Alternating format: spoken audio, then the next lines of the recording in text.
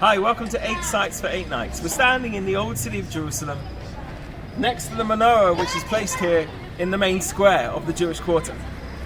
You know, when you look at this Menorah itself, the beautiful golden Menorah, you remind yourself of what is written in the temple, in the Bible, and what they had in the temple, of course, of a Menorah that was one piece of gold.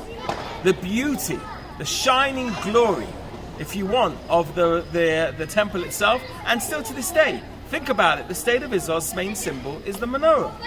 It's not the Magen David, but it's the Menorah itself. The Menorah is the depiction that you will see all over synagogues, which were built in the 6th century and even earlier, in the Golan and in the Galil, and one of those we've seen already on the 8 Sites for 8 Nights.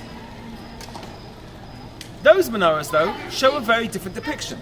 They don't show the base that you see over here as being hexagonal. They show them with a triangular base.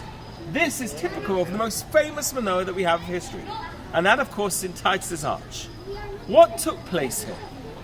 Remember, the Maccabees came to Yerushalayim after fighting the battles. They fought one battle after the other, coming from Modi'in all the way to Jerusalem and in the various other areas to be able to get rid of the Greeks. And when they finally came to Yerushalayim, they still weren't able to get into the temple.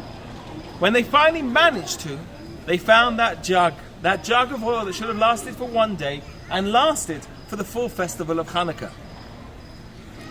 The concept of the menorah is teaching us so many lessons. It's very interesting when you look in Josephus. Josephus writes about the menorah, and we know that Josephus, Yosef ben Mattatyahu, was a Kohen. He would have seen the menorah. He speaks about it as being planets, symbolizing 7 planets. We see the Rabbi Shub ben Levi in the Gemara speaks about it as symbolizing wisdom, and the showbread that's in the temple symbolizes plenty. But we look at things in a different way as well today. We know that the lights themselves, all of them placed towards, if you want, the middle branch itself over here, they're kindled and the moon. We know the whole story of a candle itself. Even when you turn it upside down, the flame still goes up. We know of the idea of what it means for us to see these candles and to see the beautiful lights here. Within each and every one of us is that spark of what it means to be a Jew. Within every one of us, there's that beauty of the light of Judaism. Within each one of us, we have the possibility to do what the Torah tells us, and to do what Chazal, our sages, tell us. That our role in this world is also to be an Or LaGoyim, a light into the nations. Remember, the Maccabees lit the lights up in one of the most darkest periods for the Jewish people. They brought beauty back to this world. Though we sit today, this year, as we do 8 Sites for 8 Nights, in the middle of this terrible disease, this terrible plague called Corona, which for many of us, Hanukkah isn't the same type of Hanukkah that we once had.